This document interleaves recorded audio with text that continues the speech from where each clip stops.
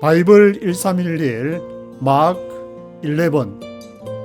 오늘은 마가복음 11장을 함께 묵상해 보도록 하겠습니다. 마가복음 11장에서는 드디어 예수님께서 예루살렘으로 입성을 하는 그러한 내용이 기록이 되어 있습니다. 예수님의 공관복음과 요한복음 이렇게 읽어 보시면은 사복음서 전체적으로 예수님의 활동과 사역들이 기록이 되어 있는데, 크게 나누면은 예루살렘 입성 전과 예루살렘 입성 후로 볼 수 있지 않을까. 예루살렘 입성 전에는 여러 가지 막 이렇게 전하고 가르치고 치유하는 그런 사역들이 있었지만, 기적이나 그 이적 같은 그런 내용이 예루살렘 가이사라 빌립보 이후에는 그런 게 거의 이렇게 나타나지 않는 것을 볼 수가 있는 것 같습니다. 그래서 가이사라 빌립보에서 예수님이 자신의 이제 정체를 드러내시고, 엄밀하게 말하면 이제 예수님이 정체를 드러내신 가이사라 빌립보 이후와 가이사라 빌립보 이전으로 그렇게도 생각해 볼 수 있겠지만, 외형적으로 이제 드러난 것은 예루살렘 입성 이전과 예루살렘 입성 이후. 그래서 이 내용이 이제 예루살렘 입성하는 내용이 마태복음은 21장에 기록이 되어 있고, 마가복음은 지금 11장, 그리고 누가복음에서는 이제 19장 그 중반부터 예루살렘 입성하는 내용이 기록이 되어 있는데, 재밌는 게 이 공간복음마다 이러한 보는 시각들이 조금씩 다르게 하고, 특별히 누가는 이렇게 보니까, 누가는 의사하고 똑똑하신 분이라서 그런지는 모르겠지만 굉장히 독특한 시각이 많다는 것을 알 수가 있습니다. 그래서 오늘도 이제 예루살렘 입성할 때 여러 사람들이 막 호산나 하면서 막 찬송하는 그런 내용이 이제 마가복음 11장 전반부에 나오고, 이제 중간에 무화과 나무를 저주하는 그런 내용이 나오고, 그 다음에 다시 이제 그 이튿날 예루살렘 성에 들어가서 지도자 분들이랑 예수님이랑 한판 맞짱을 드는 그러한 내용이 기록이 되어 있는데, 무화과 나무 저주하는 내용도 조금 이렇게 다르게 기록이 되어 있습니다. 마태하고 누가복음에서는 그 자리에서 즉시 무화과 나무를 예수님이 저주를 하니까 즉시 그 상황이 발생을 하지만, 오늘 보시는 이 마가복음에서는 마가복음 11장 12절부터 이제 14절까지 예수님이 저주를 했는데, 그리고 예루살렘에 들어갔다가 다시 나왔다가 그 다음에 20절부터 보시면은, 저희가 아침에 지나갈 때 무화과 나무가 뿌리로부터 마른 것을 보고 베드로가 이제 그 생각이 나가지고, 베드로가 먼저 이제 성질급한 베드로가 라비어 이게 어떻게 된 겁니까? 정말 저주를 했는데 정말 말랐습니다. 그 시간차를 두고 한 그런 차이점을 좀 보이고 있는 것을 볼 수가 있습니다. 그래서 이제 그런 점들을 좀 생각해 보시고, 참조로 이제 여기 1절에 보시면은 벳박의 배단이 요런 그러한 것이 나오기 때문에, 요런 그 위치를 지도상으로 한번 시각적으로 다시 한번 아시는 분은 잘 아시겠지만 모르시는 분들을 위해서 한 번 더 상기를 시켜 드리면은, 예루살렘 성전이 여기 템플이 여기 있으면은, 여기가 이제 마운트 오브 올리브가 이게 감남산이 여기 있고, 여기가 이제 베다니에서 쭉 와서 벳바게를 지나서 예루살렘 성전으로 들어가게 되는 그런 상황입니다.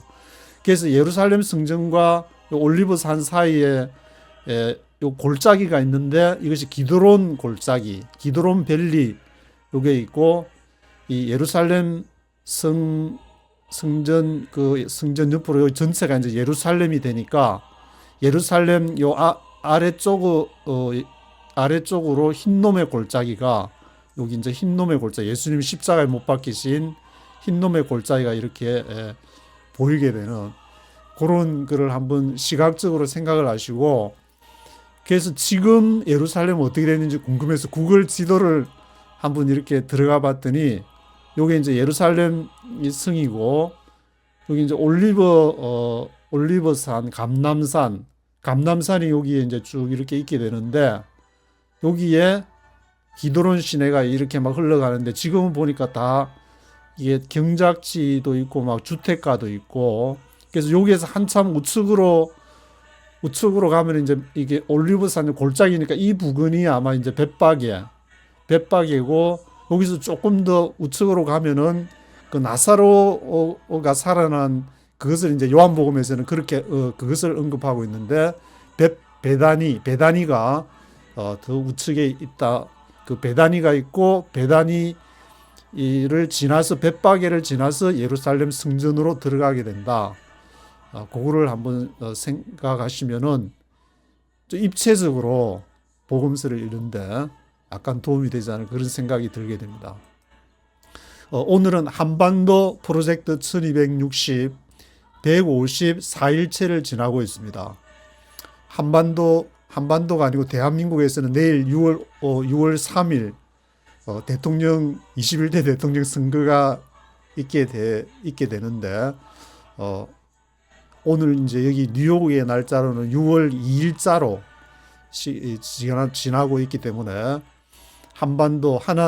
하나님께서 한반도를 향하신 그러한 예정된 계획들이 진행이 지금 되고 있지 않나 그렇게 생각이 되고 있습니다. 그래서 요 내용을 한번 쭉 보시면 마가복음 11장 1절부터 11절까지가 이제 예루살렘 입성하는 그러한 내용이 쭉 기록이 되어 있습니다.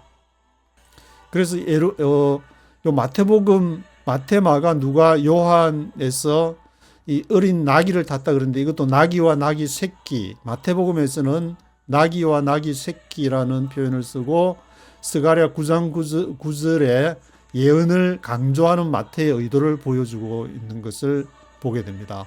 그리고 마가복음에서 11장에서는 아직 아무도 타보지 않은 나귀 새끼, 그래서 표현이 이제 조금씩 다르게, 그리고 누가복음에서도 아직 아무도 타보지 않은 어린 나귀 이렇게 언급을 하고 있고, 그리고 요한복음에서는 어린 나귀를 만나 타시니 이렇게 표현을 하고 있습니다.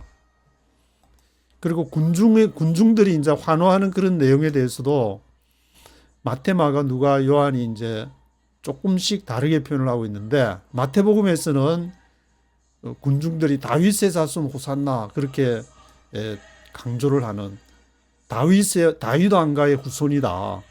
그 예수님이 다윗 왕가의 후손이라는 점들을 강조를 하고 있고, 그리고 마가복음에서는 호산나 찬송하리로다 주의 이름으로 오시는 이여 우리 조상 다윗의 나라여, 그렇게 해서 여기서도 이제 다윗의 나라를 언급하면서 메시아 왕국에 대한 기대감을 나타내고 있습니다.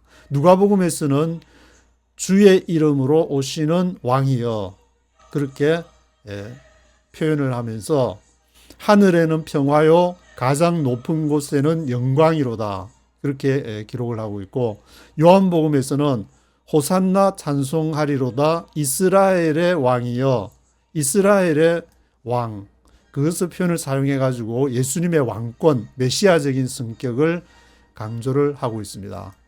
그리고 성전을 방문하는 내용에 있어서도 조금씩 차이가 나는데, 마태복음에서는 성전에 들어가시자마자 이 매매하는 자들을 내쫓아내시는, 그리고 누가복음에서도 성전에 들어가시자마자 장사하는 자들을 내쫓는 성전 정화 사건을 바로 기록을 하고 있습니다. 근데 마가복음에서는, 오늘 읽으시는 마가복음에서는 예수님께서 성전에 들어가서 한번 쫙 이렇게 정찰을 먼저 정탐을 한번 쫙 해보시고, 정찰을 딱 한번 하고, 날이 저물어 이제 시간이 다 돼가지고 베다니로 나가셨다. 벳바게, 이제 감남산에 있는 벳바게를 지나가지고 베다니로 나가셨다는 기록을 하고 있습니다. 성전 정화는 그 다음 날 일어나는데, 마태하고 누가는 빨리 이렇게 성전에 들어가시자마자 장사하는 자들을 빨리 쫓아내야 되니까 아마 그렇게 바로 그날에 성전 정화 사건을 기록을 하고 있습니다.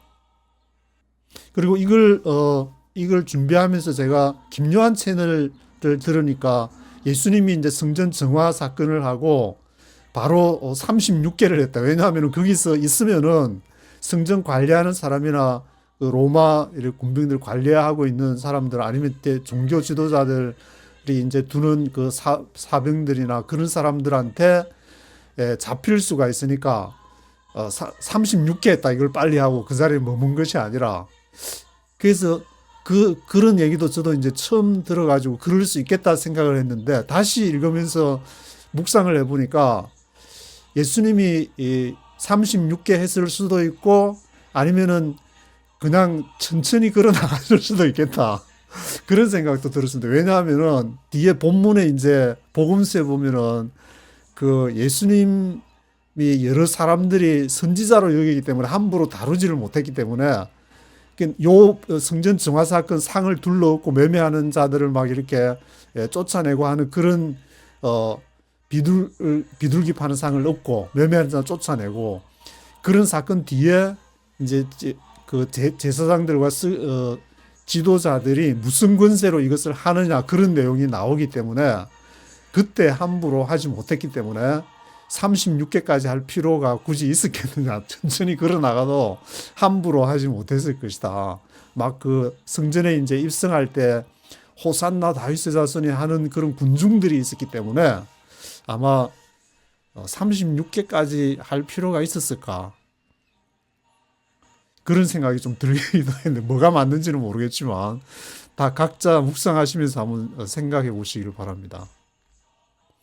그리고 12절부터 26절까지가 무화과나무 사건과 성전 정화 여기 나오는데 이 마가복음에서는 무화과나무 사건 저주한 것 그 사이에 이제 성전에 한번 들어갔다가 나와서 그 이튿날에 마르고 마태와 누가에서는 바로 그 즉시로 무화과나무가 이제 마르는 그런 내용이 기록이 되어 있습니다.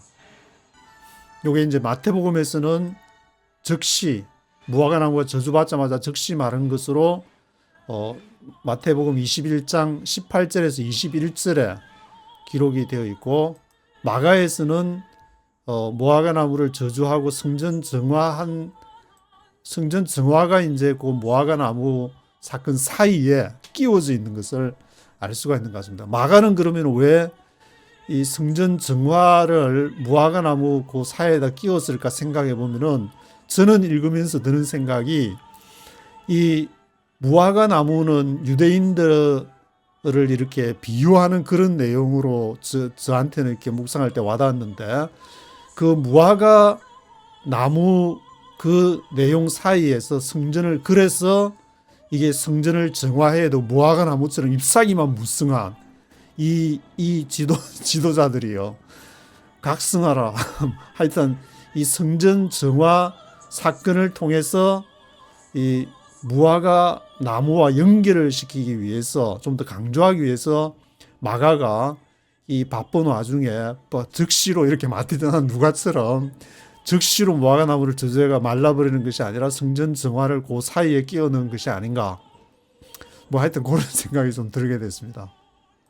그래서 누가복음은 13장 6절에서 9절까지 무화과 나무 저주 사건은 직접적으로 기록되어 있지는 않는데 여기에서 열매 맺지 못하는 무화과 나무 비유로 이렇게 기록을 해가지고 열매를 맺지 못한다. 하나님이 가져가시는 것은 열매를 가져가시는데 그 열매를 맺지 못하는 그 나무마다 찍어서 이렇게 불에 던질 것이다. 뭐 그런 것과 관련해 가지고 비유를 하는 무화과 나무에 대한 저주가 이렇게 비유로 누가복음에는 기록되어 있고 요한복음에서는 무화과 나무 사건은 기록이 되어 있지 않는 것으로 나오고 있습니다. 그리고 27절부터 33절까지는 종교 지도자들과의 충돌. 예수님께서 한판 맞짱을 뜨시는 그러한 내용이 기록이 되어 있습니다. 이것은 마가복음하고 마태복음에서도 21장에 기록된 그 예루살렘 입성에서 지도자들과 맞짱을 뜨는 내용이 마가복음과 매우 유사하게 진행이 되고 있는 것을 볼 수가 있습니다. 그래서 마태복음, 마가복음은 좀 비슷한 부분이 쭉 비교를 해보니까 많은 것 같고, 누가는 그 독특한 성격이 많은 것 같고, 요한은 아예 이제 그 메시지나 복음의 그 메시지를 향해서 그 의미, 그 사건을 이렇게 팩트에 치중하는 것보다는 그 사건을 통해서 어떤 교훈과 어떤 메시지를 주는지를 그런 거가 이제 요한복음에서 많이 등장을 하고 있는 것 같습니다.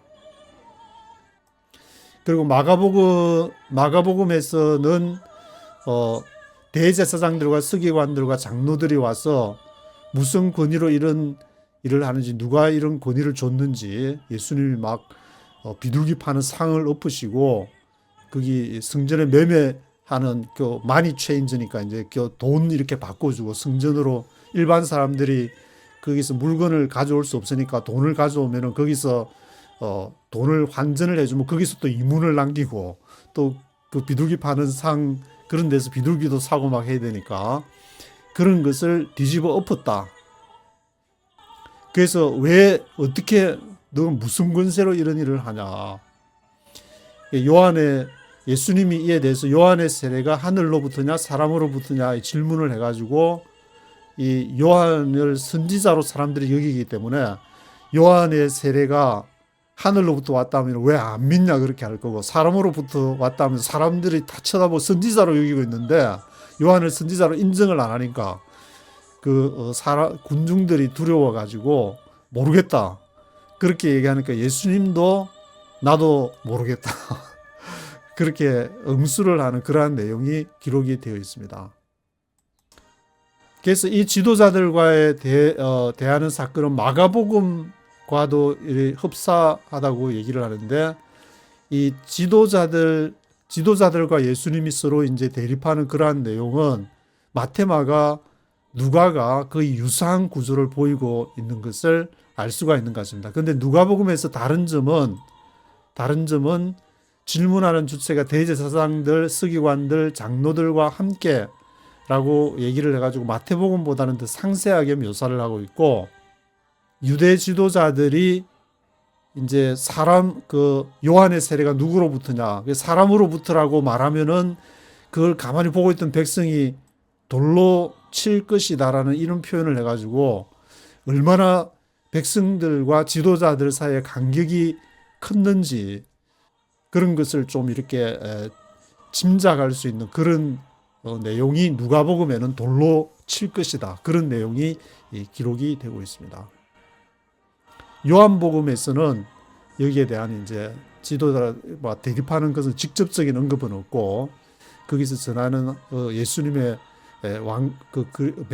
메시아로서의 그러한 복음의 메시지에 치중하는 그러한 내용을 보실 수가 있는 것 같습니다.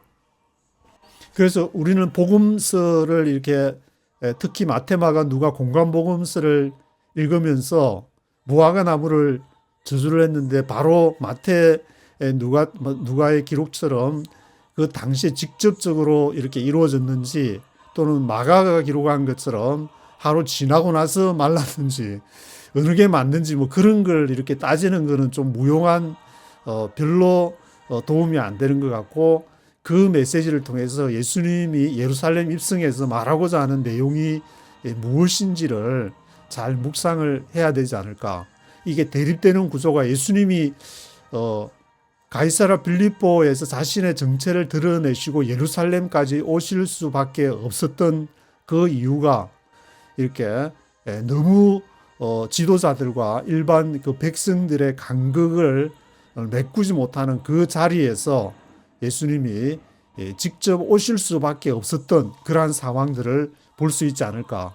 그리고 예루살렘 성전을 보면 이제 지금 통곡의 벽이라고 있는데, 그 통곡의 벽이 이 복음서를 기록할 기록할 당시에 주후 70년에 멸망을 했는데 이 나중에 이제 마태복음 24장이나 마가복음에서도 이렇게 종말에 대한 예루살렘 그 성전의 멸망에 대한 그러한 예언이 있는데 그런 기록들을 보면은 바울 서시는 먼저 기록이 되었지만 그 한참 이후에 기록이 된 이 복음서에서 주 70년에 멸망한 예루살렘 성전에 대해서 언급하는 것을 보면은 이 예루살렘 성전이 어떻게 앞으로 진행이 될지 그때 멸망을 해가지고 이제 서쪽 그 통곡의 벽이 있고 그것을 그 웨스턴 월이라고 이렇게 지금 유대인들이 표현을 하면서 거기에서 이제 굉장히 중요한